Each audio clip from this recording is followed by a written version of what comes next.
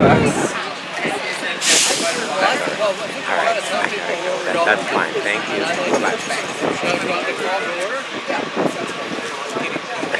Hello, everybody. Where's your microphone? Talking unless a truck's going on in the background. I know. Want me to stand up on this? I'll hold your hand. Oh, okay. Good. Okay. Hello, good morning. We're trying to get... Hello! Hello! At the one moment when there's a truck going. This is an inevitable factor of urban life. There's always a truck when you want to say something. However, Rich Ryan's my name. We have Pallavi Nuka over here. We've got Sam Bunting is right back there. Carolyn Jones is around. So there's Carolyn and a few others. And we're trying to emphasize that here comes Marina. And Marina Ruga, and we're trying to alert people to traffic safety and pedestrian and bicycling safety in particular. And Pallavi is going to tell us what route we're going to take, but a couple of things about that. Number one, we want to try to stay together so we don't spread out too far. We may have a couple of gathering points that she can tell us where they might be so we can sort of digest what we've just seen. And also, you might wonder why I'm wearing this outfit. I don't normally wear this in the daytime. I often wear it at night. And there's a reason for it. And I started tracking pedestrian safety back in 2015 when a graduate student was hit walking across Washington Road, hit by a guy who was delivering pizza for Naked Pizza, which used to be located right across the street from where we're standing now. And the pizza driver, they had a goal to always deliver a pizza within 25 minutes. So like every motorist out there, the pizza driver was doing something important. He had to be there at a certain time, and he was running a little late. And that's kind of axiomatic, I think, among drivers. We all are like that when we're driving. So we want to watch out and make sure we don't become the number 8 pedestrian fatality. Since I started doing this, the first one was in 2016, and up until this past year, 2025, there have been 7 pedestrians killed on Princeton streets, 5 of them within a short walk of where we are right now. So we really want to be careful. It's an amazing thing. If any other kind of device caused that many deaths in that short a time, I think we would ban it from Princeton forever, you know. But cars are cars, and we live in car culture. I'm not suggesting we ban cars, but we need to slow cars down, and we all as pedestrians need to be extra safe, so extra careful. So that's my message. And Pallavi has a statement about that. I'll talk about the yeah. Getting nervous. All right, so thank you everyone for coming. I hope you can hear me. So we have a large group. We're going to try to stick together. So our route is to go down 1 block here to the intersection of Moore. Then we'll go down Moore, down Park Place, up to Madison, and then walk along Hamilton-Wiggins until we get to the library corner. So that will be one meeting point over at the corner where the library is. If you lose us along the way, come find us there. Hopefully we'll get there in about 35 minutes. And then we're going to walk back along Spring Street in Tulane, and then back up to Aaron Burr, which is on the corner here of Washington and Nassau Street. And we'll be meeting up on the 2nd floor of Aaron Burr. So if you get lost again or you want to wander off to get coffee, you can come back and find us on the 2nd floor of Aaron Burr. What is Aaron Burr? So Aaron Burr is a building. Aaron Burr is also a historical figure, but he has nothing to do with the traffic situation in Princeton. So yeah, Aaron Burr is the home of the anthropology department at the university.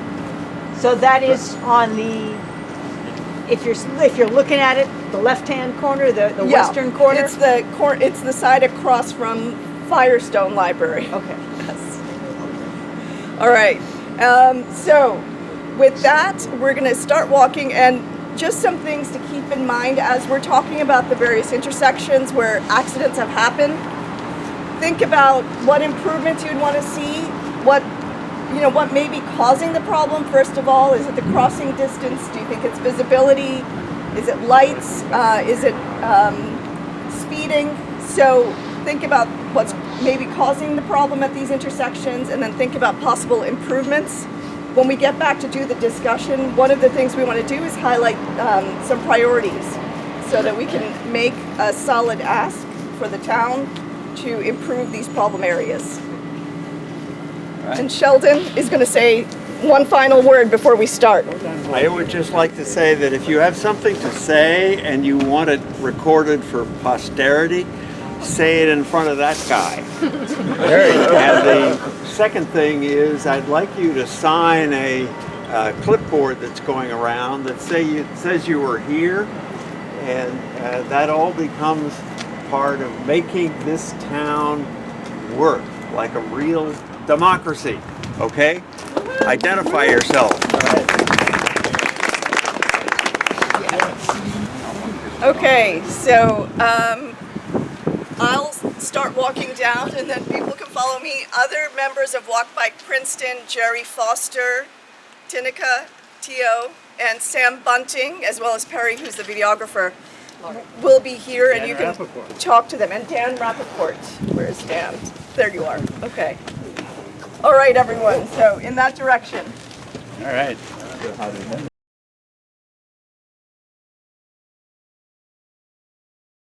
I think the main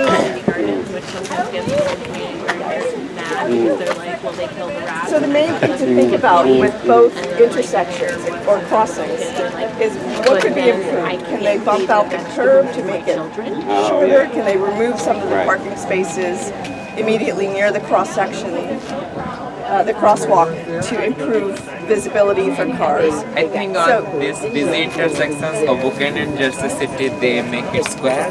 Yes. Yeah, rather than The curve, so right. that you can just directly go there. You have to pause and Yeah. go. Or if they add curb bump outs for Yeah, yeah. pedestrians, then Yeah, it's yeah. easier for pedestrians who are crossing. What's going on? So that's where the curb kind of So a car, but that makes the car do weird things. If the cars have to do weird things, then they're angry at the intersection. yes, I know. But you have to pause and go when there are pedestrians. As of now, it's like, oh, I'm going fast. And I'm You gonna watch sneak out around for the me. corner. Yeah. On a street with parking. Like up there might work because there's cars. I think here it's good because they don't have parking all the way up to here. They used to. Right. So they pushed it back. They took away a couple of spots. And so that helps. Yeah, I like that.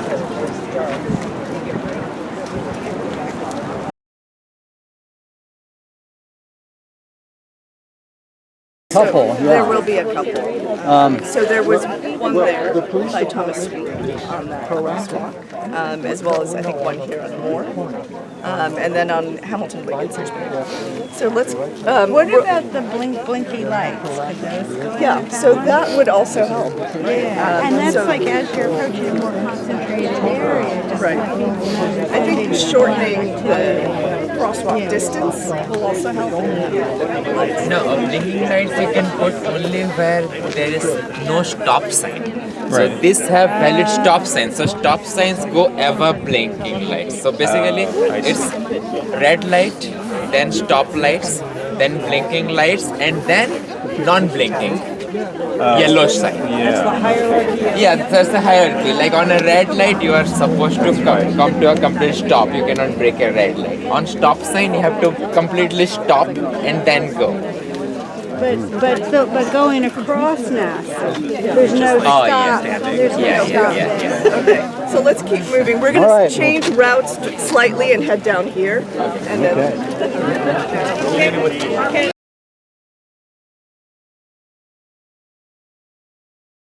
Go ahead. So this is definitely one intersection where there's a number of issues at play. One is obviously the speed of the cars that are coming down, especially as they're coming from that direction into town.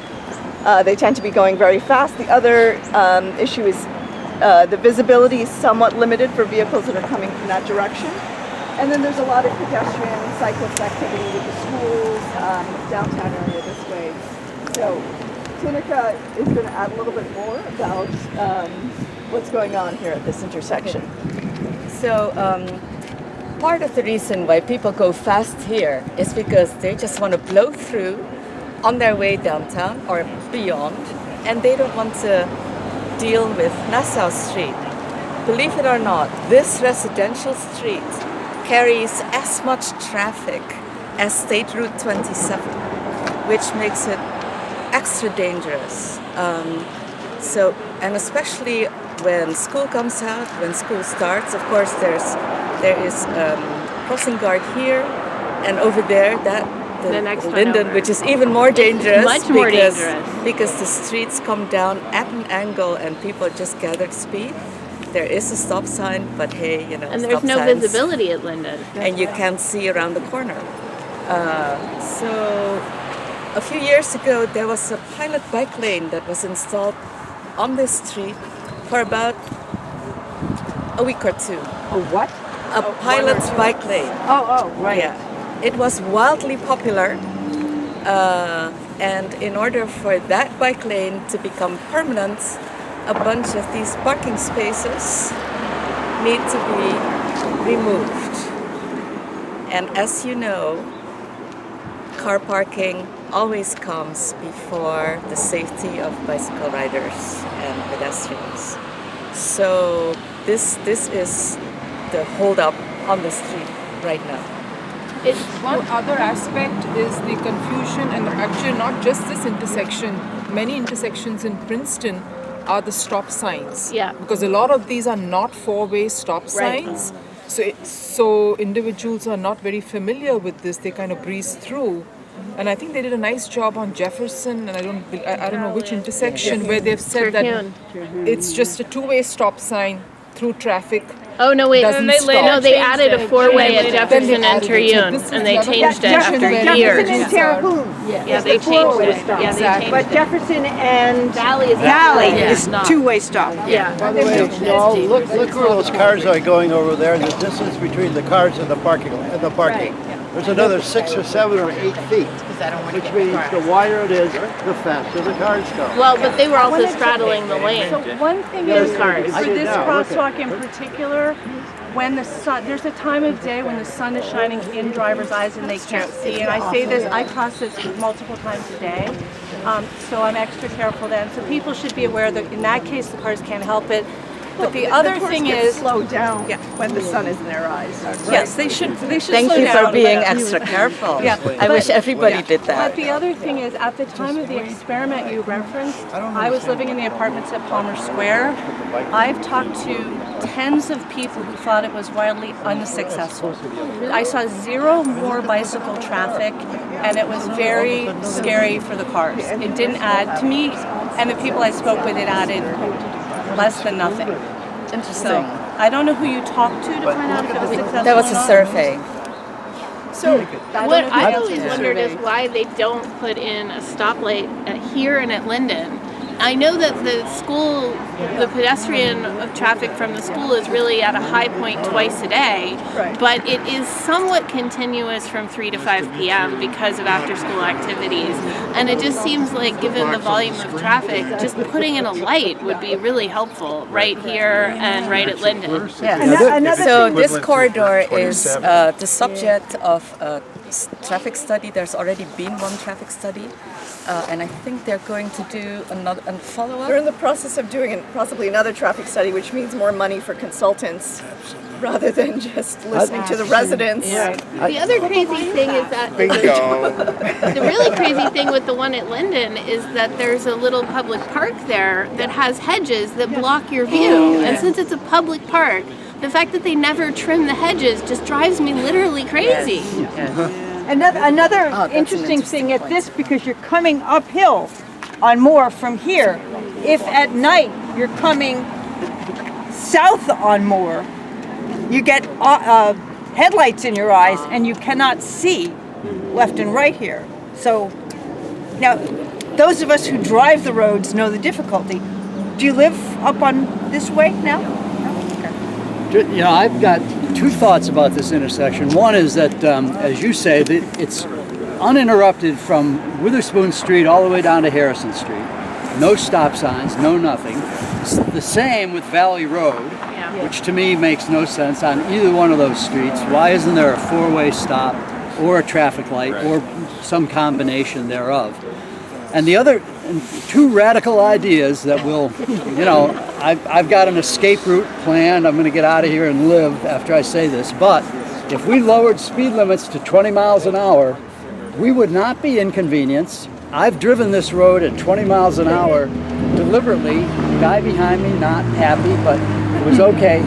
It took me 45 seconds longer to go at 20 than it did at 28 or whatever from Harrison Street to Witherspoon. Not a big deal. That's radical idea number one. All over, towns that are in the boondocks compared to Princeton have lowered their speed limits to 20 miles an hour. They just do it. You know, we're progressive and all that. I guess that means we want to drive faster.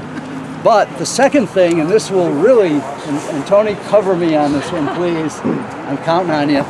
I think a lot of streets would be safer all around if we eliminated the center line. Really? And if you drove, why? Because you would be so cautious. This is being done places. No center line. Isn't that amazing? And I disagree. And there's an example of it. Well, let me just finish with my example, and everybody will disagree, and that's fine.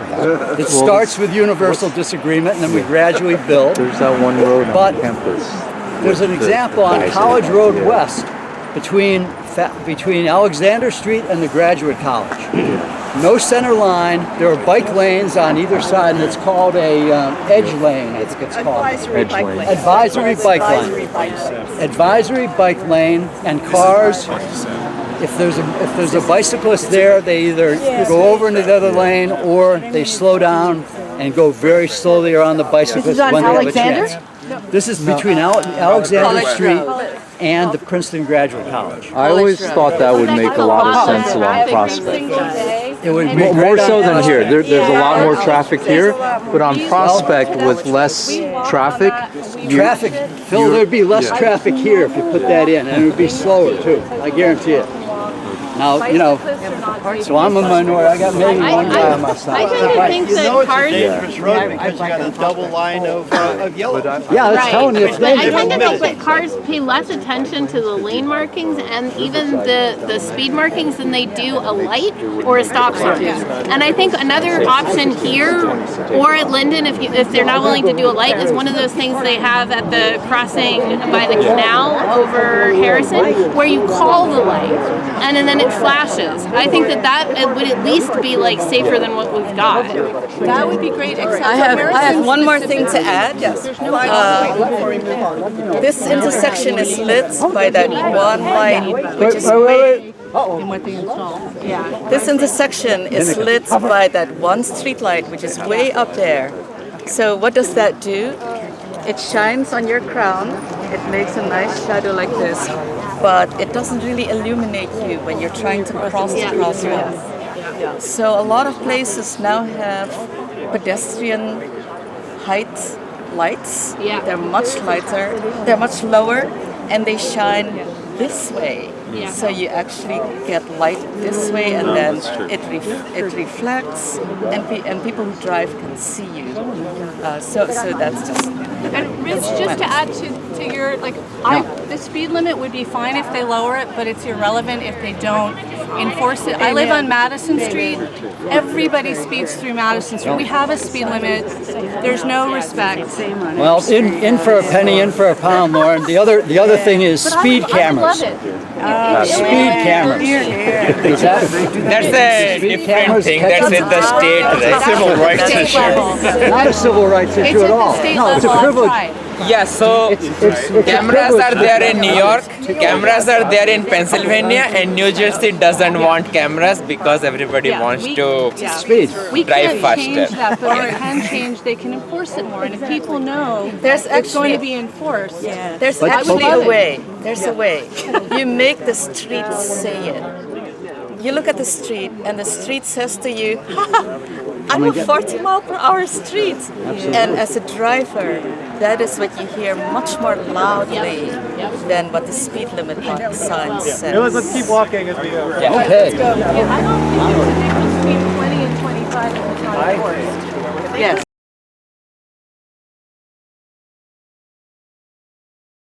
Where There's a cyclist. Let's go. oh look. Cyclist. So this is Interview him. So this is, we were just saying that this stretch of the street is not pedestrian friendly. When you're walking along here or biking along here, it's clear that the cars have priority on this road. They speed by you, they pass by very quickly, they don't always stop when people want to cross at these, crosswalks. It just doesn't feel safe as a pedestrian. So one question is, what are we going to do? What can the town do to design this to make it more friendly and inviting for pedestrians, cyclists? All right, guys. Rich is going to say something now. I almost hit a pedestrian, but I missed it. All right. Let's listen to Rich. All right, so at this intersection, and we talked about this road has no interruptions, it's full traffic. So now Whiting and I, my partner, came up to this stop sign. We wanted to turn left on we're on Madison, wanted to make the left-hand turn. And this happens in Carolyn's accidents reports have a lot of left-hand turns onto Madison or Valley or whatever, and people get into crashes. Well, so we're looking real carefully, and Nella's looking that way for cars coming from there. And I'm driving, so I'm looking this way, cars coming from my left. And we wait, and we wait, and we wait for an opening, and finally an opening emerges, maybe after 20 seconds or so, because this is about 7:30 at night, it's Friday night, there's a lot of traffic before the Christmas holidays, and so on. We shoot out, here's our gap, we take it, and in that moment, a pedestrian had come to that crosswalk over there. No street light above that guy over there. The street light is over here. We never saw him, and suddenly I see this body running in front of my car, and I missed him by this much.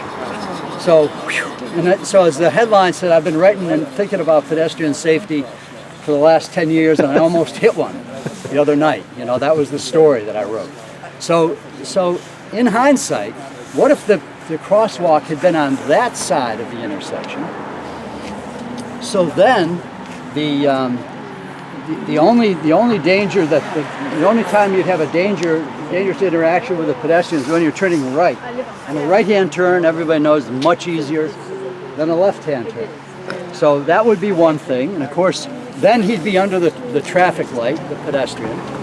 And of course, the planners will all say, well, the crosswalk will come in contact with that driveway over there. So you can't have that. There's always, a problem about where a crosswalk's located. So anyhow, that's my accident. And Jessica has How about a $2 solar-powered light that shines at the sign and also down here at the crosswalk? Yeah, I think Tinica made the point that there are traffic lights, pedestrian road lights that are aimed at pedestrian level.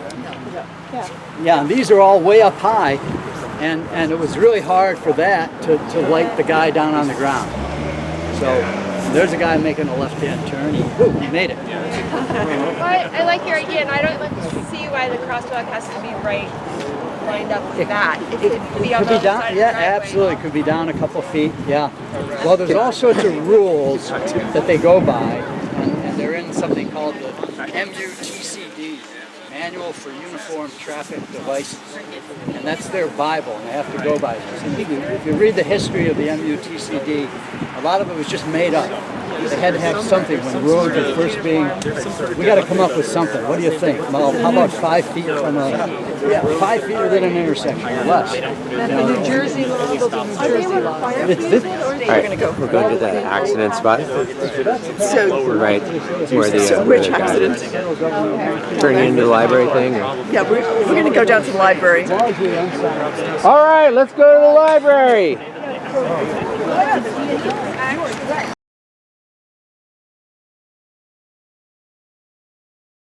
The site of a pedestrian fatality. There was a car making a left to turn into the driveway. It was a young driver, teenage driver. They just didn't see it. The pedestrian, pure, clear driver error. Unfortunately, across here? yes. So the pedestrian was crossing right here, just on the sidewalk. He was on the crosswalk and he did everything right. Yes. This is the most distressing part about this. Over and over again, you hear when a pedestrian is hit, afterwards you hear, this pedestrian crossed on the sidewalk with the light. They did everything what they were supposed to do, and they still ended up in hospital. So it's very, just like... I gave that statistic of 7 deaths since 2016. Right. And of those, 5 out of the 7 were in the crosswalk with the light, doing everything by the book, check, check, check, and check. Add insult to injury. I had a friend who was hit in the crosswalk and was sent a ticket. That does happen. Saying that she was jaywalking because she wasn't right in the crosswalk. And the worst part about it is that although there are cameras, people are not ready to hand over their film footage. And it's really, really crazy what, how we change it, I don't know, because the drivers are doing their best as well, but the frustrated drivers, they get to a point just like here where we waited for this guy who was turning. They're frustrated. When they get their opportunity, they're going to go, and when they gun it, the pedestrian is the one that takes the hit. Yes. So that brings me to the hopeful point. So we go from this terrible situation here to the very hopeful point at that intersection. Hurry up! Oh boy.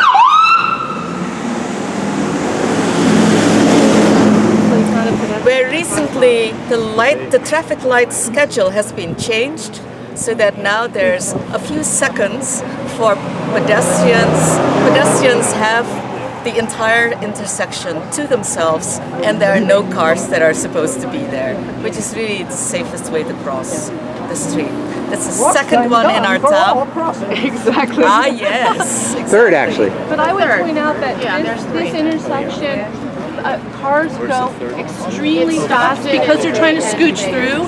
So this, and what's I think even more dangerous, although less frequent, is when people are exiting, they're not even looking for pedestrians. And I watch them, I stand there and wave on the sidewalk and they don't see me. They're looking this way and this way. So there needs to be at least like a warning, like a flashing light that says look for pedestrians. Because they're not aware of it. They think they're driving out of a driveway onto the street. There's nothing to indicate they should be looking for pedestrians. I never thought about might be a crosswalk sign, not sign, but the painted crosswalk lights. Well, the zebra striping here and there. No, look, it looks like a sidewalk. It's more than a crosswalk. Yes, but it looks like a sidewalk, so pedestrians aren't even thinking. No U-turns. A pedestrian does not. A pedestrian doesn't think about the fact that they're crossing the street. So rules with the crosswalk, if a car's coming quickly towards me, I can't just stand in the step into the crosswalk. As a pedestrian, you're actually required to make sure it's reasonably safe. Yeah. So to think. You're required to think too. And I'm not saying we don't, because we do, but some people. I think across the guys, things would be brilliant. Do you want to stop at this next store?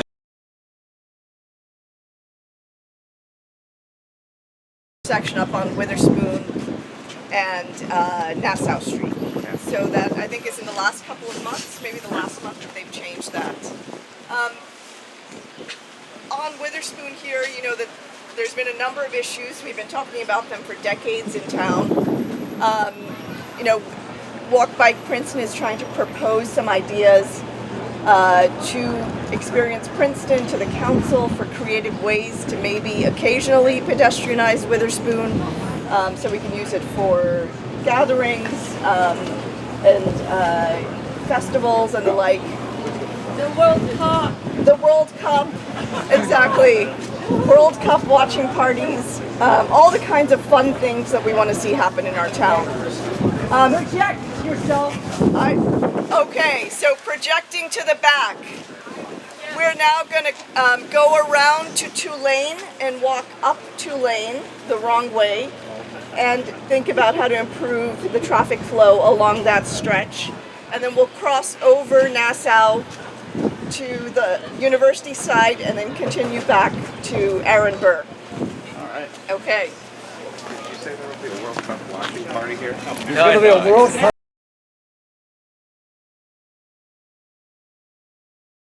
The rules for being a cyclist on Princeton University's campus, which is a college campus, feel like they are different than the ones in the town. So like this to me, well, because you're like, it's a college campus, right? Like, you know, there are roads, they like it's... Yeah, stand up here.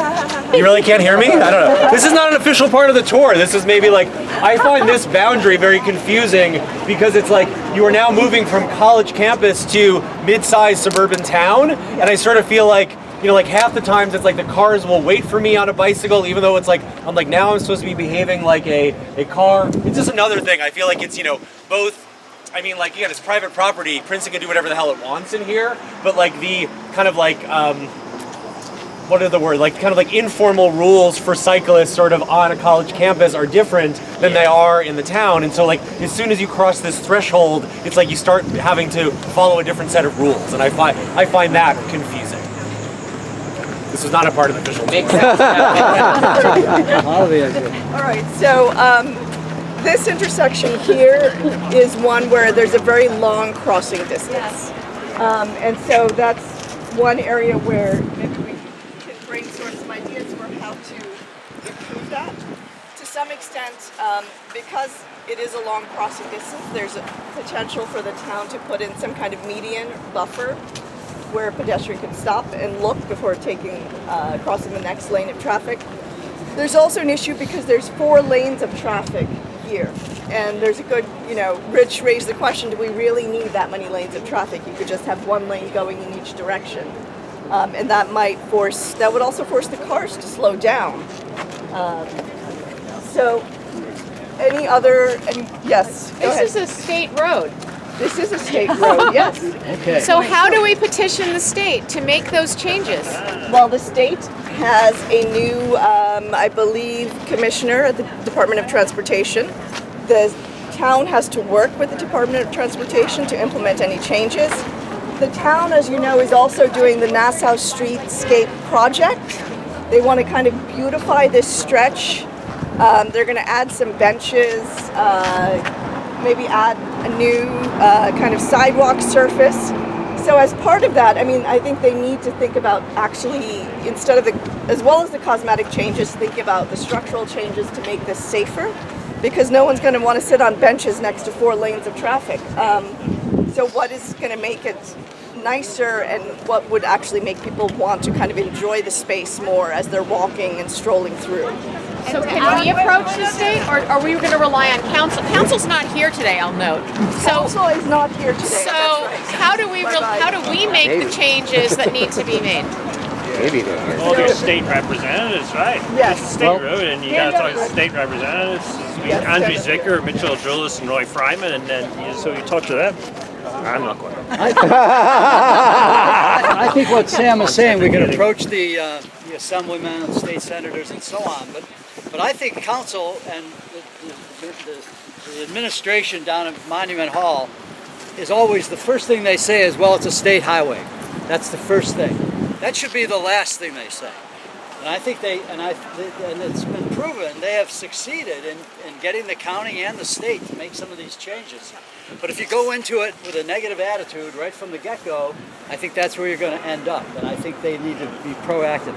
When we get to Aaron Burr Hall, I've got a quote from a state DOT guide from about 5 or 6 years ago, and I think it has changed. The attitude at the state DOT has changed a lot since then for the better. Yes. But I think they need, as the council really needs to be bugging them, and we need to bug the council. I mean, it needs to be a concerted effort and not start out with, well, we can't do it. And I was just going to add, the one argument for going down to one lane here is, as a pedestrian, multiple times it happens that the first lane the guy stops. Yes. The person behind him doesn't know why he stopped and pulls around and hasn't seen you. Okay, yeah, so that's a real danger, and it's not necessary to have 2 lanes here or 1 lane on either end. Excellent. This bit, I also feel that like this is the place where people drive the absolute stupidest. And I think a little bit, and again, maybe it's like we can throw these people under the bus, but every time you're on this road behind someone with a Pennsylvania license plate, they're going to do something dumb, right? And like part of it is like, this is sort of like, we do, like this town is, we don't have Labyrinth Books or any of these stores open without tourists coming into the town, whether they're visiting the university, whether they're coming in from Bucks County or other like non-pedestrian friendly parts of the state. And so I almost feel like there's an additional burden we have to train people who are used to like, driving from a subdivision where they have 6-lane roads, which frankly probably are, engineered better than the roads around here. They come here and they like never seen a pedestrian before, right? And so like, how do we like not get killed by the people who are actually subsidizing the businesses that we like in this town? Right. That's a great point, because we do have parking garages at the edge of town, and we should, people who are coming into town for tourism should be parking there and walking there, right? So that's, the shuttles are free. The shuttles are free, so we, that's something they have to work on the signage and the communications to make people aware. And Commerce Management needs to charge less for their parking, because those are always empty because they're expensive. Yeah. Just saying. Yeah. Right. All right, so let's continue on down to Aaron Burr. Yes, another fatality.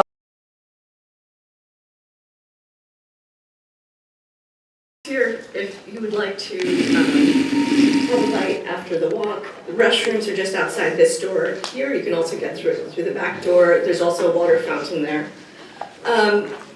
So we have just passed out some worksheets, and so I'd like everyone to just kind of take 5 minutes and jot down your immediate thoughts before you forget. What are the kind of priority intersections for you? What are the top kind of problems that you see at those intersections? I don't think we handed out some worksheets. There may not be enough for everyone. So if you don't have your own, you can share with a neighbor. And then following our discussion, I'd like to collect those so we can kind of compile them into a report and present findings to the town. So again, think through what you saw, what the problems were, and what you think, improvements, what kind of improvements you'd like to see, and what are maybe some easy fixes that we could do right away. So 5 minutes, and then we're going to dive into a presentation of the crash data with Tinica, and then Sam will talk a little bit about the master plan, and then Jerry is going to talk about potential solutions and priorities. So 5 minutes of quiet time.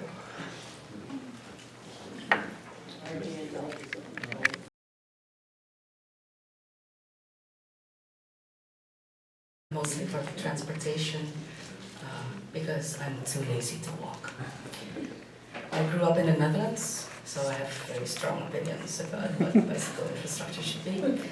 And it falls to me to give you the grim news about the crashes that have been happening in our town. We just walked over here, and then around here, Madison. We talked about Madison Street. We talked about where the pedestrian died over by the library, and then we came back. And as you can see, along the entire route that we walked today, there were crashes that led to either mostly, thank goodness, minor injuries, but also some serious injuries where people have had to be brought to the hospital, and even one crash that led to somebody's death. So this is just the place where we've been this morning, but if you zoom out, here is the situation for the entire town. This is Harrison Street, this is Witherspoon Street here, 206, and here's Nassau Street, where it's not surprising that there have been a lot of crashes that led to injury. This is sometimes something, you can look up this, this map and play with it. It's an interactive map. If you go to the Walk by Princeton websites, and you can find the crash map there. This is something which is often called the high injury network.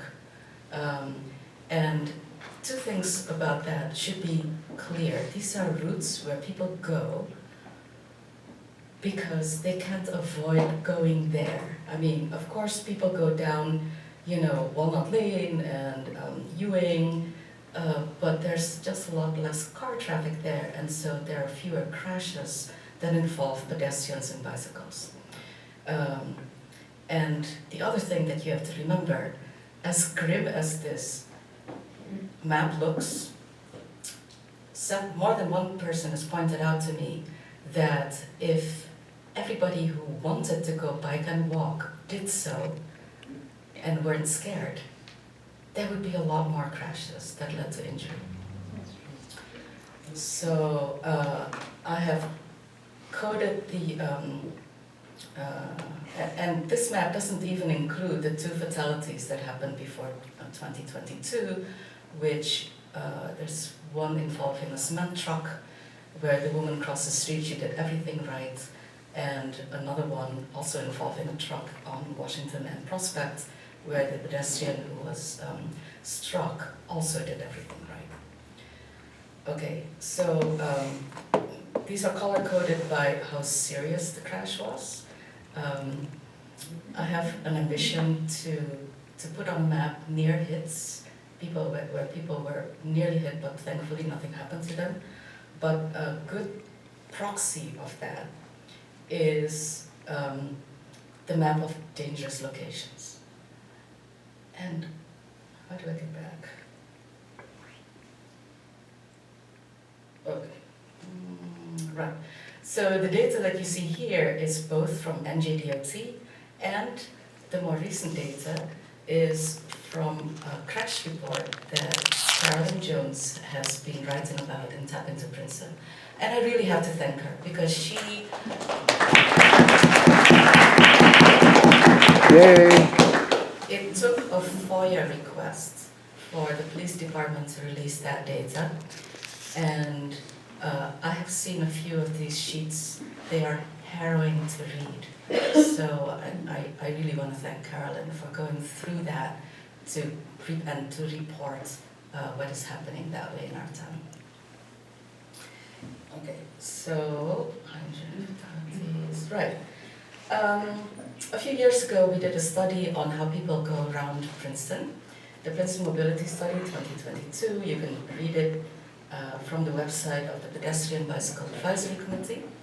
And that generated a map where people thought that things were dangerous and they were concerned. There's also an interactive map. You can, if you download the report, there's a link there to the map, and it's also interactive. So these are the color-coded by whether people walked, that's the green signs, biked, the yellow signs, or drive, the blue signs. And there's one person that we interviewed who uses a wheelchair. Now, and of course, people added comments like Nassau Street feels unsafe because cars don't yield to pedestrians and often are speeding, which I have heard several times today.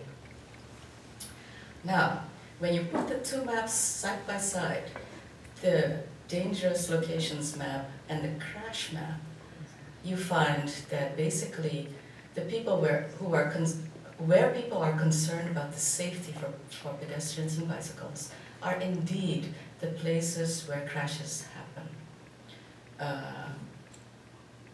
So the people are just, you know, there's a good reason why they're scared, because it's actually dangerous.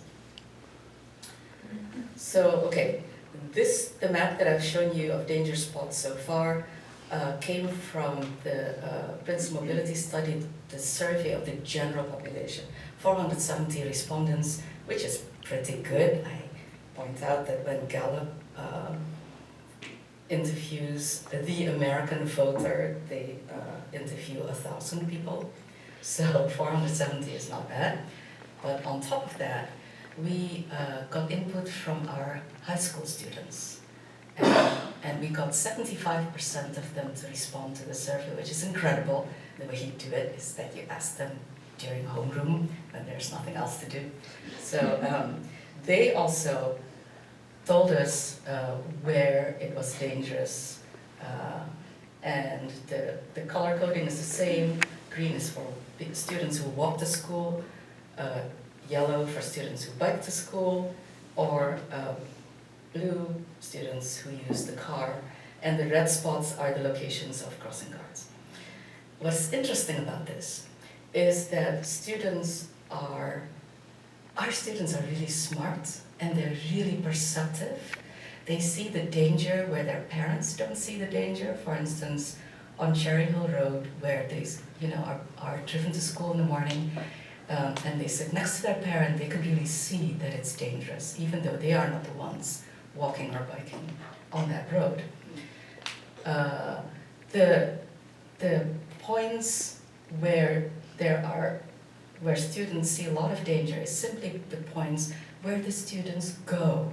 And again, these are places that they can't avoid. If you come from this neighborhood, you tend to cross Harrison Street at Franklin. Okay? If you go to the Princeton Shopping Center after school, you realize how dangerous it is in front of McCaffrey's.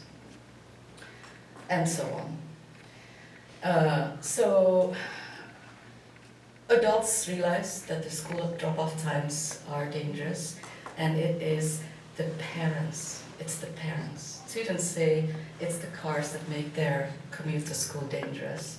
The crossing guard says that it's the parents that make it dangerous. And there's one student who said Cherry Hill is a sidewalkless death trap of murder. And we will never know whether it is this comment that has led the town to install walk and bike path next to Cherry Hill Road, which goes not quite to Cherry, what's that place? Cherry Valley, but at least up the hill. So we're going to talk about solutions, okay? Before we do that, I would like to warn you about solutions that look like solutions but actually aren't. So I have heard so often, we need driver education. And basically, whenever I hear that, I hear, let them eat cake. And the reason is that apart from the parents who make the school commute dangerous, 75% of drivers who are driving on Princeton streets do not live in Princeton. They come from elsewhere, they go through Princeton. Princeton is a crossroads of 5 major highways, and that's why there's just so much through traffic. And I don't know how you're going to educate them, except by maybe road engineering. Okay, driver education is like your mom saying, it would be great if you left the space cleaner than you found it. Road engineering is your mom saying, clean up all the car parts from the kitchen table because we need to eat now. So it's very specific ask, and there are recipes for making that happen so that drivers want to drive 20 miles per hour, never mind what it says on the speed limit sign. It's kind of cool. Another example of let them eat cake. Send them on the side street. Here's town person or city person going, there's really no need to take parking or driving lanes on Main Street away. We're just going to give bikes this great parallel route. And the parallel route is invariably longer than the straight from A to B route. If you don't think that this happens in Princeton, I have stories for you. If you have heard about the Princeton Wiggle, that is a place that it's between Nassau Street and Hamilton Wiggins, and the consultant keeps wanting us to do that, even though it's just really nice to go straight on Hamilton and Wiggins, right? There's a recent proposal by the same consultant, I should say, who has been looking at the Harrison Street corridor, and instead of going straight down Harrison Street, this consultant wants us to go right on Franklin, then over here on Linden, jig-jog over Nassau Street where there is no traffic light. And by the way, there's a steep hill. We took a council member up to test this route, and she is a healthy, she's a healthy person on a bike. She couldn't make it up the hill. So if she can't make it up the hill, then this route doesn't work.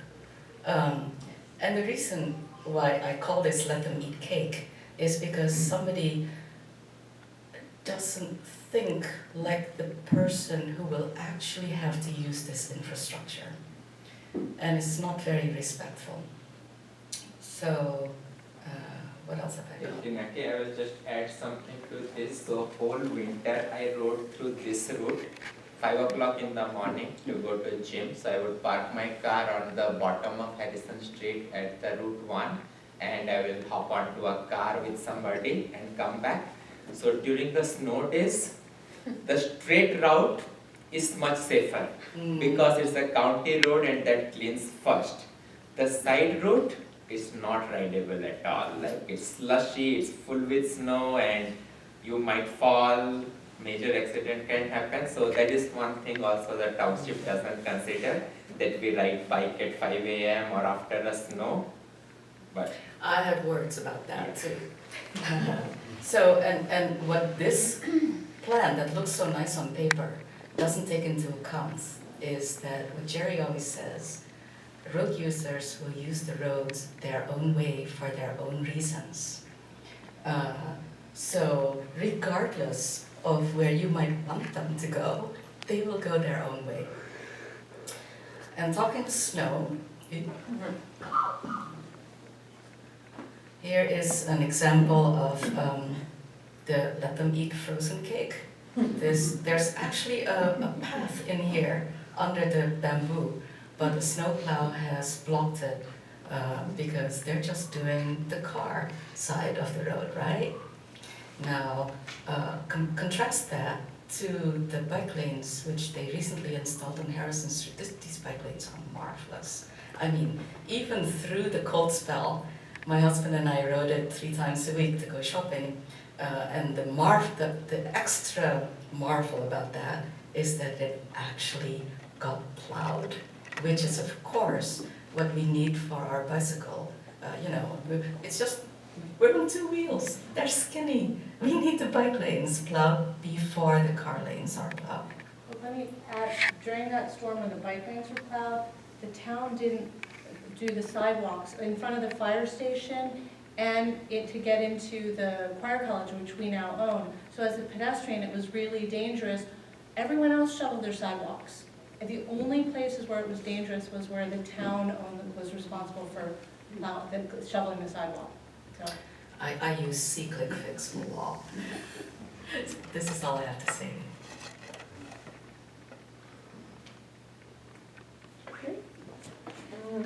Thank you.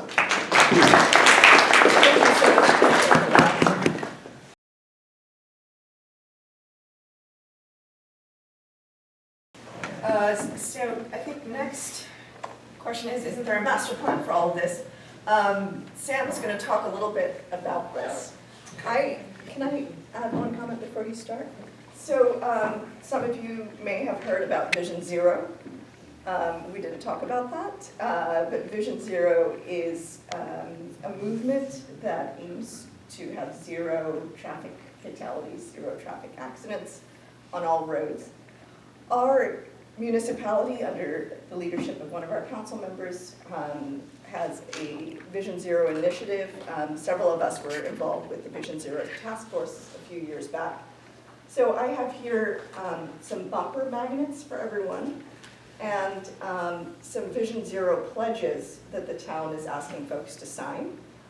While Sam is speaking, I'm just going to pass these around.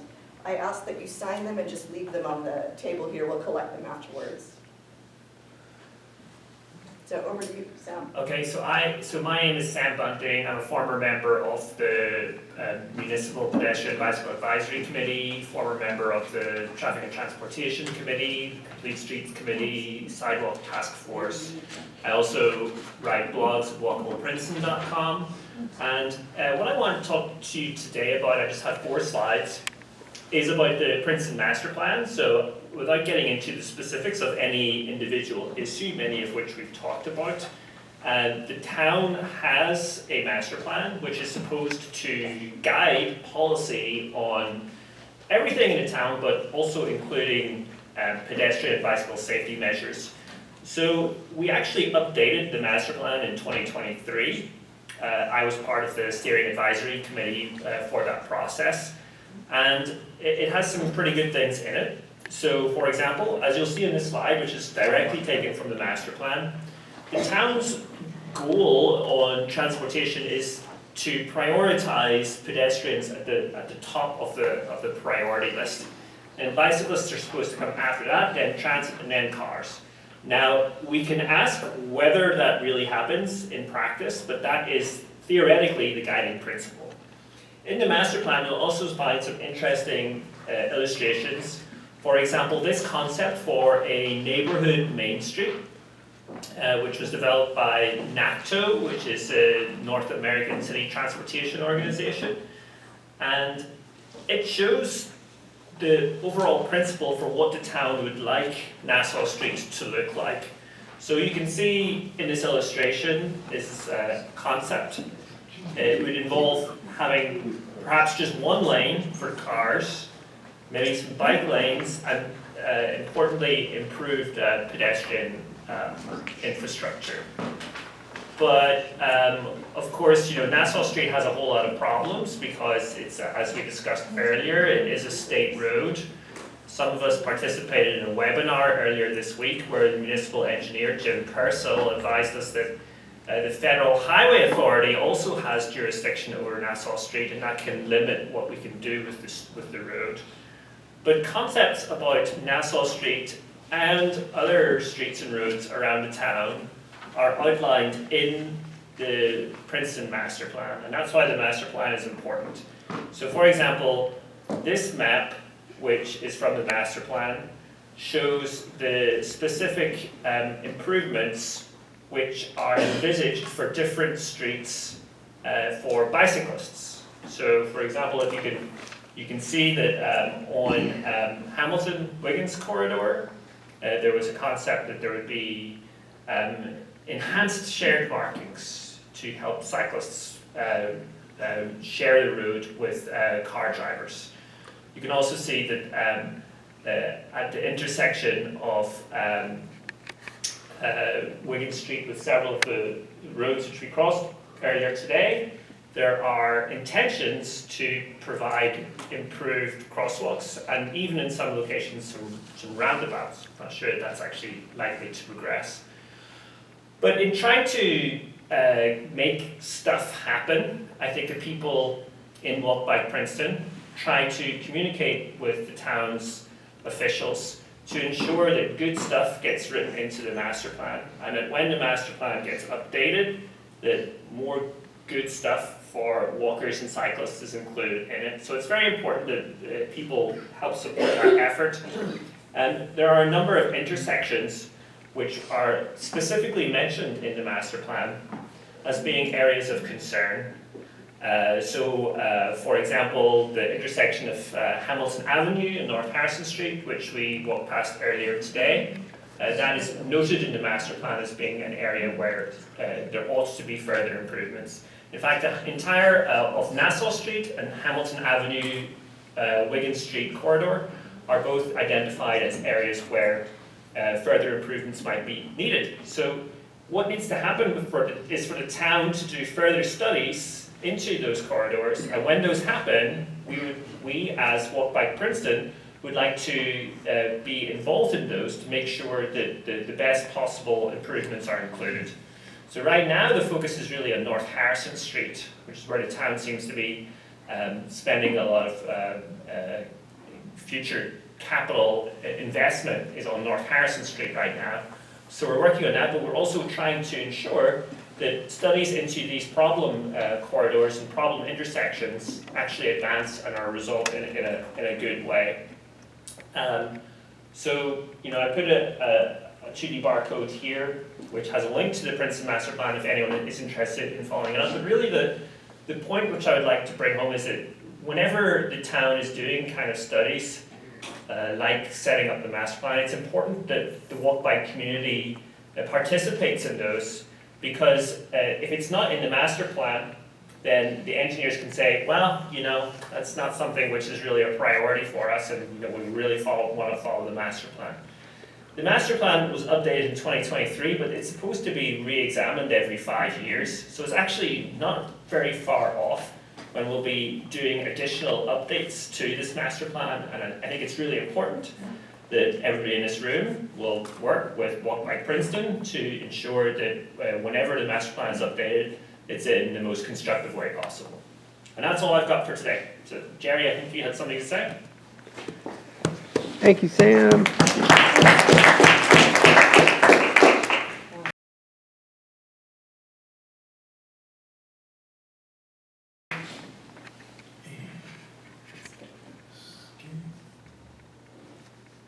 Okay, so we're going to talk about solutions.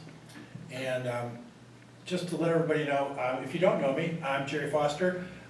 Been involved with Walk Bike Princeton now since its start, and I've been involved with bike and walk advocacy since 2008 in West Windsor. In addition, I was a transportation safety educator for Greater Mercer TMA, focusing on walking and biking. Safer It's a School program. We had bike plans. We served Mercer County and Ocean County. I did that for 7 years. I'm now happily retired.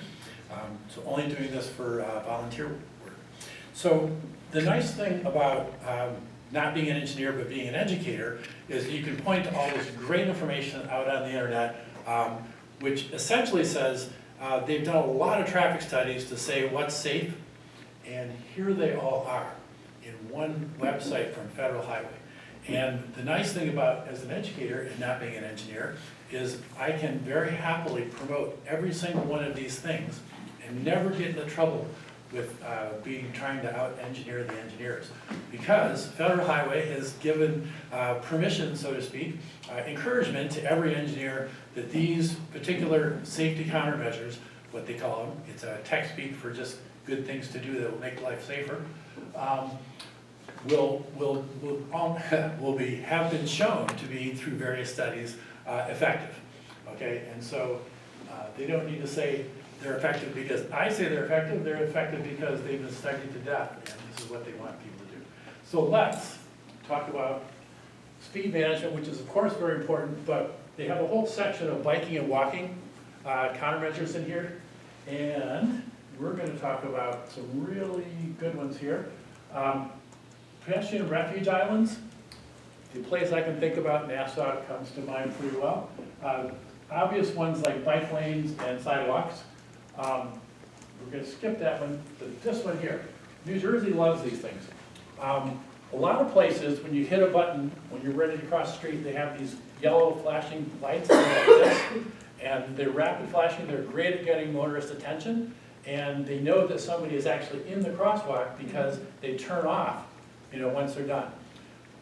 Washington Street, right at Goheen Cross, they've got them there, and they're automatically detect when people come, and then they start flashing. So that's terrific. Let me talk about one other thing. So at Washington and Prospect, there was an oncologist, Dr. Rice, or Reese, I'm not sure exactly how to pronounce his name. Anyway, he was killed when a motorist was on Prospect. The light turned green for the motorist. The walking sign went on for the pedestrian.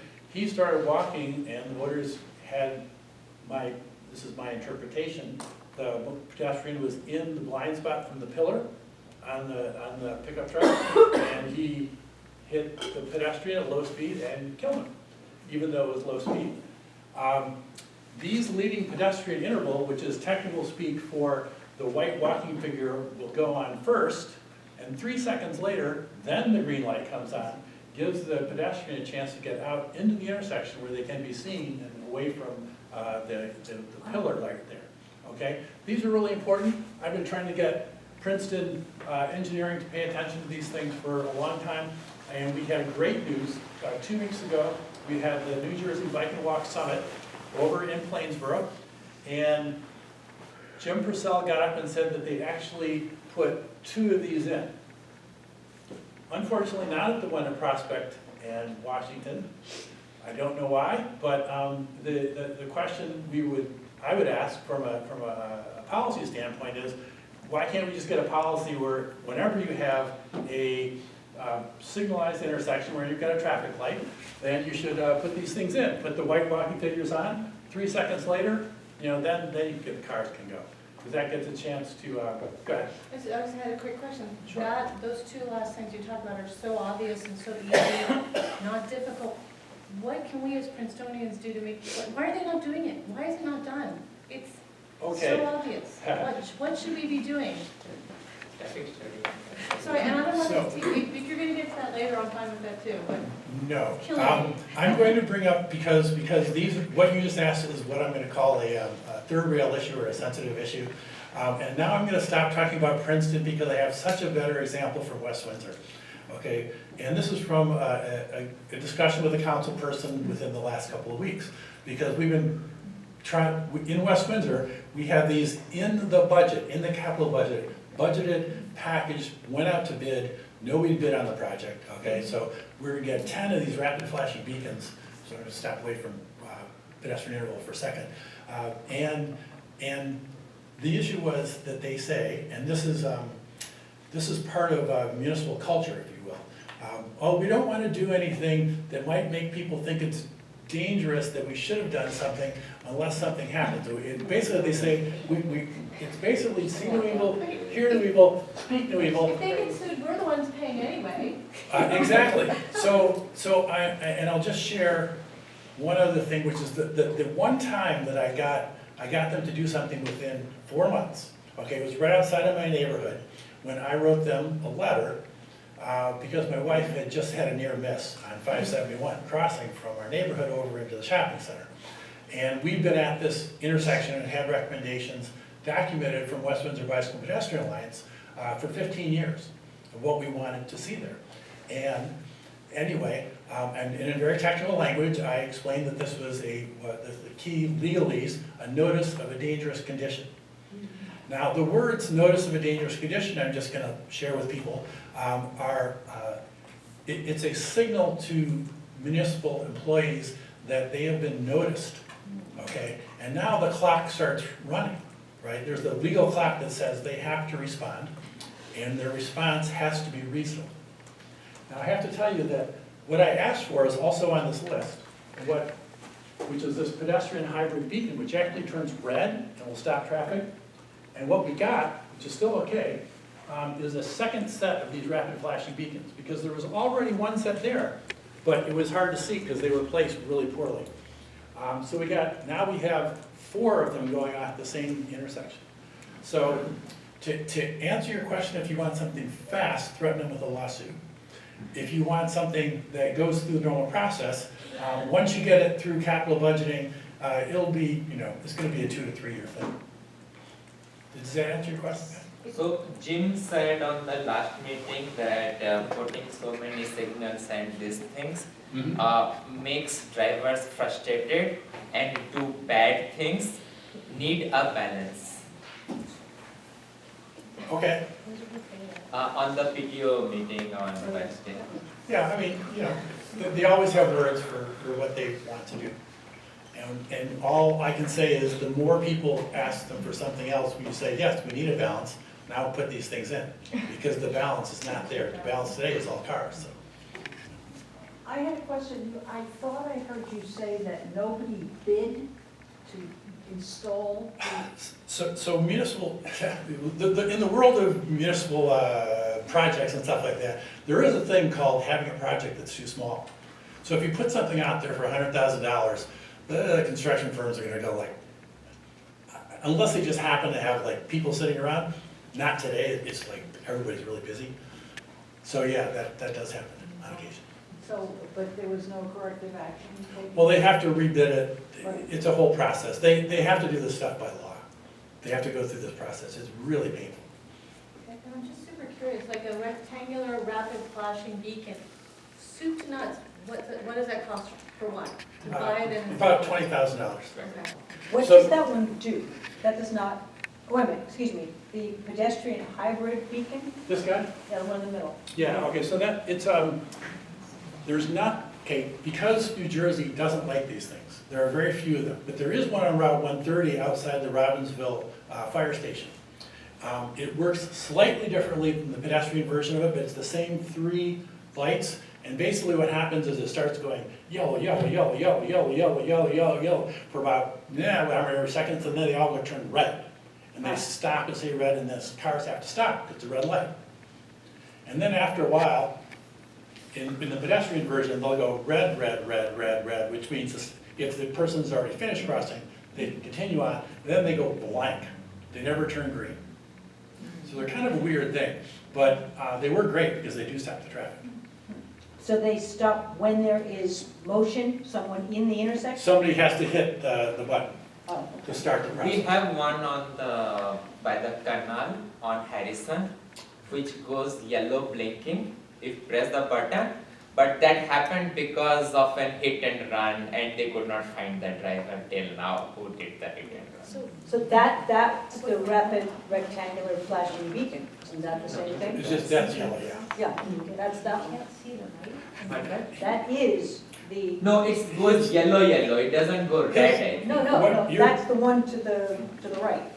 The same. No, it's on the, it's a light. They put a light. Yeah, what you're talking about, it's an old-fashioned one that's, the rapid flashings are better. No, it's not rapid flashing. I know, it's just bing, bing. Yeah. So, with all due respect, these are Band-Aids. They're not really solving the problem. And so, where's the incentive shift to really truly solve the problem? We are residents who live here, our children live here, we want to grow old here. How do we solve all of this? Fixes a problem in a small area, but it doesn't really solve it. Okay, you're asking what I'm gonna call a philosophical question, and I'm gonna answer by saying, having been involved in groups like this, that community organizing is one way to get a lot of Band-Aids, frankly, right? And if you wanna go bigger, you've gotta get a very big group of people together in what's more classically like a social movement, like the civil rights movement, like Me Too, like Black Lives Matter. You've got to go big. And there's some combination between big and a lot of Band-Aids that together makes culture change, but it's not fast. Well, but within this group, I mean, look, it's a Saturday morning, we have all very busy lives. We have a lot of people here in a small community. I'm just not sure why isn't council listening? And I understand it's a philosophical question, but we are concerned for the very reasons that I asked. And I don't understand how we shift the incentive, or maybe we're becoming, they're droning us out. I don't know, but I just think that we can do all of these things, we can spend a lot of money, but I don't know that it actually solves any of the issue, so. I will say that our culture traditionally just blamed the victim. They blame the drivers, the walkers. Yeah, okay. So anything that we can get into the infrastructure is like what I consider as an educator is 24/7 education, right? And the stuff that doesn't get into the infrastructure to Taneki's point is let him eat cake. Yeah. That's all I have to say. Thanks. Thank you.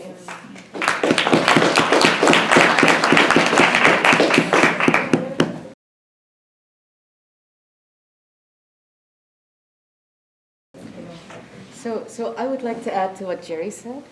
What? Oh no, it's okay. The Netherlands is actually more car built than certainly New Jersey. They have more cars per person than we do in New Jersey. They have more highways than we do in New Jersey. And it took them a long time. They still fight over every parking space that needs to be taken away so that a bike lane can be installed there. So it is, and yet here we are, you know? So basically, whenever I see an American city, I see the Amsterdam of the 1960s. And they changed, and so can we. But what it takes, like Jerry said, is culture change. And it's hard. We've been living with those cars for a century. We've been giving them the right of way and most of the space on the street for a century. And that space, we will just have to, push, and we need to push together to reclaim some of that space.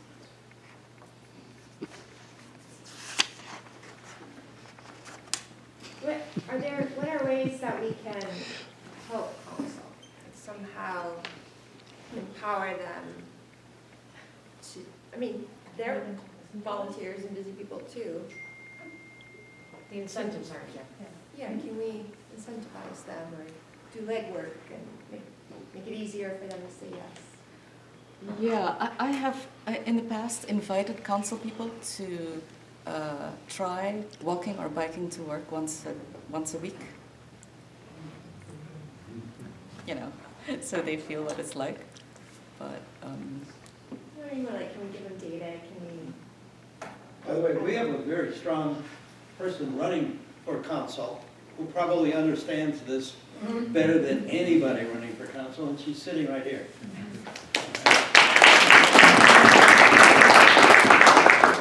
Well, and thank you, Denise, but thank you. As somebody who does walk to work every day, back and forth, and my child bikes to school, and these are incredible priorities. I don't know the solution, but I think to your point, whether I get elected or not, but if there was a way to make it so obvious and easy for people to say yes, then I think it will be done. I don't know how we're going to get there, but having the experience of, and I love your slide because I have tried going up Linden Lane, and it's like the worst in town, right? And to propose that would be a solution is clearly somebody coming completely without any awareness. So even if we could just be the person who walks to work already is the awareness, right? And understanding, to your point, and I don't know who said that it's the municipal sidewalks that were not clean as the person who is walking to work, right? And I'm like, funny, right? Like, yeah, there we are cleaning our sidewalks. So but it's the change of the mindset and to be there who's constantly saying, what does this look like from a perspective of me walking to work, my child biking to school? Our government seems to be very procedure-oriented and not human-oriented. So what I would love to see is how do we start from what does this look like from a person biking to school? Like, for real? Who's for real? Like, I'm not aware of a master plan that's supposed to be going around. I'm trying to get from here to there. What's the logical thing I'm going to do? So if we start with that mindset, I think that, and push all together, that would be my hope. But yeah, and it's fascinating to see all these great ideas. And the part that I love seeing is researched that 75% of cars are not people who live here. Because literally, I've talked to so many people, and we have trucks coming in, we have people, we love our tourists, right? We need them because we need them to support our businesses. We can't all by ourselves support the businesses, but we need to make it super easy. Like, they came, they parked, and now they're all walking with us, right? That's what we want them doing, so that they could be spending more money on our businesses, yay. So, absolutely amazing. Thank you guys. Maybe Catherine, Priya, and then Sheldon. One of the things that you mentioned about what are the streets for, I mean, that's sort of an eye-opening question, because most of us probably think, oh, right, the streets are for cars, except the streets are to get from place to place. And you know, there were streets, and then there were sidewalks to get the people off the streets, but we've always had bicycles, and reclaiming the streets for getting from here to there, no matter how you're getting from here to there, is a very philosophical, conceptual question. And I think we all have to imagine that and think that through about societal change. If you know, it's the whole how are we going to save the world one step at a time issue. Yeah, what I was saying is with our current tools, how we can engage is going to the council meeting and telling them on the comment period. Our council meetings are pretty much, they do their job and very few comments on every meeting. So we can do that. On C-click fix, you can put that whatever Jerry said, this is a dangerous intersection, this is what I have observed, and an accident is going to happen. And engage your neighbors to put comments on that, so that the council knows that, okay, somebody has the clock is started ticking, right? And more than that, we have tools with, everybody has a cell phone. I have a Facebook that, what is that, goggles, where I can shoot videos with the click of a button, put some evidence there that, yeah, my daughter is trying to cross the street and these 5 cars are not stopping. So we document the near misses. That data is not there with council, and the data is not available with the minimum consultant study they do. So the near misses data is missing. So we should collectively start documenting if a intersection is dangerous. If somebody was trying to cross and 2 cars did not stop, we should start documenting those, put that on YouTube, put the link on the C-click fix. Or if somebody else has put a comment on C-click fix, comment that, okay, I agree with this. So we have to engage with these tools more to pressurize them to act on this thing. Yeah, so, Sheldon? I have the feeling that the majority of the residents of Princeton are worried about more housing coming to town, and they're looking at the shopping center area, and they're saying there's too much traffic today. And no one seems to know what is very obvious, what Marina just mentioned, and one of your slides mentions that 75% of the traffic comes from people coming in and going out. Princeton Future participated in some sort of a traffic study 10 years ago with the town, and that same thing. There are like 28,000 people coming in and out of the town every day. So, because I'm interested personally in keeping the town inclusionary so people can live here, people that are useful like teachers and fire volunteers, et cetera, I am constantly getting questions, Sheldon, there's too much traffic, and it's the housing around the shopping center that's the problem. It is not the problem. And Marina's right about this. So that's one thing. we need to spread this news. I would like to think that we can have another meeting like this and everybody brings a friend. We need to double the people that come into this room. This is a great room, Pallavi. It's been a long time since Princeton Future has been allowed into a university building. And I thank you for that. All right. It really matters. I do have one other point. I asked Tony, are there towns where you prevent trucks from coming in to make deliveries except for certain periods of the day?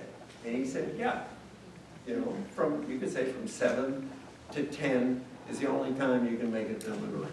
Because just walking around today, you saw there were trucks in the middle of the road making deliveries, and that's going to cause problems. So some larger idea, can we agree on that? So I happen to have grown up in a town in Tarrytown, New York, which is on Route 9, where the Tappan Zee Bridge crosses. And I grew up when the GM plant was down on the waterfront. And we had car carriers and all the supply trucks coming in. It used to be serviced by rail in the 1920s, then it became trucking through what was and still is, similar to Princeton, a little colonial village. And they got their arms around it. They wrapped it all up, and now the trucks don't even hit Route 9 at all. And it takes going. The GM plant is closed. And the GM plant has closed. Yes, thank God. But now it is a colonial village that has a lot of its own other traffic issues. But it's not a through anymore. It's not a thoroughfare. And that has preserved it. And if you go now, especially at Halloween, millions of people come to the village to experience this colonial village because it's the site of Sleepy Hollow. That said, we have a lot to offer here that if we could solve the traffic problem, everyone is to benefit. The community in terms of commerce, in terms of just the quaint history, preserving the relations with the university and with everything that we have to offer. And actually be able to enjoy a cup of that Small World coffee on Nassau Street without having trucks going through. So it can be done, and maybe we need to look at these other villages. Go to Tarrytown and talk to them. I'm happy to introduce people. It's really important because other villages have done it, but they have to want, council needs to want to do it. Yeah. So I think that, Nico brought up the Netherlands. From what I understand, that change happened, not just because of a general desire. There was a general desire, but really what drove that change was safety.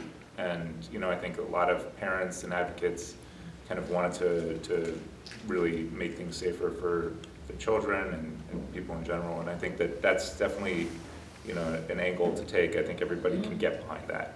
Everybody wants people to be safe. And so as long as, we kind of promote that, I think you can still get support or get a lot of support. In terms of, actually implementing change, I'm not sure if you guys have a prioritization kind of list or kind of a advocacy plan. The town has their master plan, but I think that, what might be helpful for council is to say, these are the top priorities, and this is what you should get on the capital improvement budget, and actually implement these things, and also try to get funding from other sources as well. Right. So that's exactly I think what we wanted to get from today's conversation, from the walk and this discussion, and that's why we had folks fill out these sheets. So please leave your notes on what you think are the priorities, what you'd like to see improved. We'll collect that, and we want to compile that and present a plan to the town. Great.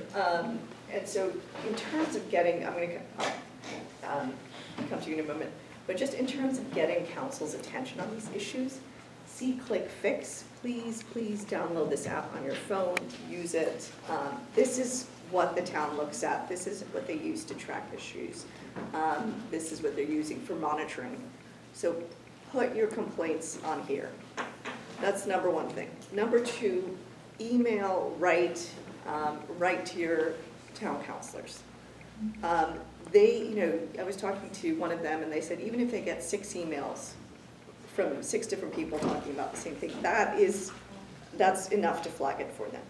So, you know, get your neighbors, get your classmates. They want to hear, I mean, it makes a big difference when someone who is in, you know, 11th grade at the high school writes an email to the mayor or to someone on council saying you need to fix this problem, right? They do hear that. Write op-eds in the paper, write op-eds in your school paper. You have to be active in reaching out. Marina is right here. She's, you know, share your priority list with her as well. So it's important. And then on the state level, talking to your state representatives. We have Andrew Zwicker, Roy Freeman, Michelle Drulis. So all 3 of those, when we're discussing issues at Route 27, on Route 206, those would be the people to loop in. The county, Mercer County actually now has a Vision Zero plan, or is very close to adopting a Vision Zero plan. And the county does want to work with municipalities. And so I think on the municipality side, we need to remind our council representatives of that, and also remind our municipal staff about it. I just really had one question that I think is reflective of maybe why the town council doesn't pay the attention that we would want. I get the impression most people in the room live in town, and I think the town council, and people think of Princeton as being the suburban parts of the town. And I don't know, I found living, especially when I lived in an apartment in the middle of town, we got no respect. And I complained to everybody about very serious problems, and it's like, oh, the merchant's wallet is more important than you. And now that we have so many people living in the middle of town, we have a different set of issues than, you know, where I grew up in Princeton. And possibly that's part of a problem. Or just, you don't know? I don't know, I live over in the Littlebrook section. I feel like they don't listen to you. So I think it's an equal opportunity. I do think that you raise a point, which is that everyone's perspective is their, you know, where they sort of do their living, right? Right. And I'm a little bit frustrated because I do feel like the Western Harrison has gotten a lot of attention. Mm-hmm. And we live in the western side of town where it's almost impossible to ride a bicycle and almost impossible to cross the street. And we happen to live right on Stockton Street where there's 18-wheelers 24 hours a day. And yet very few people understand that and even know about it, because unless you're there, you don't know. And so I think we all have to have grace with each other and recognize that we each bring our own perspective. And it's one of the reasons why I asked this philosophical question, because I think the problem is really, it's not just the Band-Aids, and we can solve this little problem and that little problem, but it doesn't really solve the quality of life for all of us here in Princeton. It just doesn't. And so, again, I don't want to belabor it, but I do feel like if we can get rid of the through traffic, it actually makes it a lot easier for us to live in the community where we live and in our little microcosm. So, Tony, you wanted to... I was just curious that, you know, we're talking about the pedestrian and the bigger question, but I don't think you can have any solution to the pedestrian without thinking about parking and transit. And the other day at the Democratic meeting, what was brought up for the first time ever was on-demand transit. And I have not heard that before in town, and it is a revolutionary way in which you could talk about significant reduction in both cars coming to the downtown and the parking demand. So it seems to me that any kind of walk, bike, ped thing has to integrate parking and has to integrate transit in some form or another. And just as an aside, the little thing that they're proposing from whatever it is, the shopping center, isn't going to do anything, quite frankly. You need a much, much bigger solution. And now we've got it with automated vehicles coming on the line. So Princeton's got to stop burying its head and start to look at the 21st century in terms of how we're going to deal with this problem. And the solutions are there. The question is a matter of implementation, which I think would absolutely help all of the issues that you guys have here. Now, I'm going to finish with one more thing, which was just very noticeable today, and I think you probably all noticed it. What I didn't understand is why we don't have more crosswalks. Why streets end with no crosswalks? Sidewalks. Why don't we just have where every sidewalk intersects a street, there should be a crosswalk. And they're not. Most of them are just L-shaped. And I don't know if that's a matter of just saving time or money, but it seems to me that if you had more of those, it would help. Number one. And number two, why aren't there crosswalk X's on the roads, on the streets, where you can actually walk diagonally across the street? I don't understand that either. I mean, this is just a matter of the power of paint. So it's the power of paint that could really make a very big difference in terms of how people perceive the speed. But I also, again, you need to talk about transit and parking and so on. Maybe we need to give you a can of paint too, and you can just go out there and those crosswalks. Quick note on the quick note on the on-demand transit. And what is VIA? VIA, I think. VIA, you can click on a button. A minivan will show up, not in front of your door, but you have to walk like to the next intersection. You can share the ride with others.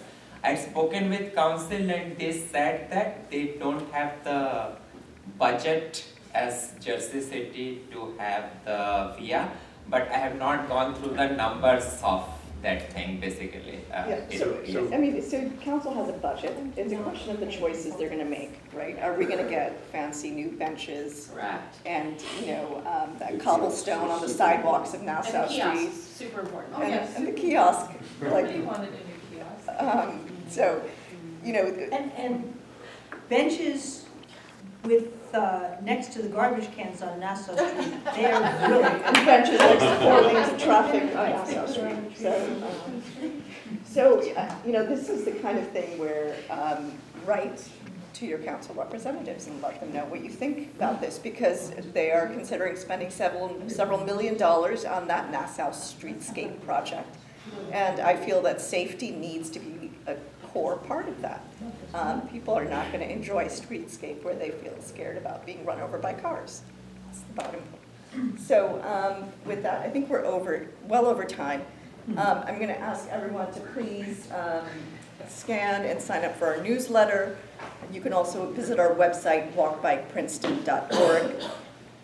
Thank you everyone for turning out and for participating in the walk and this discussion. So.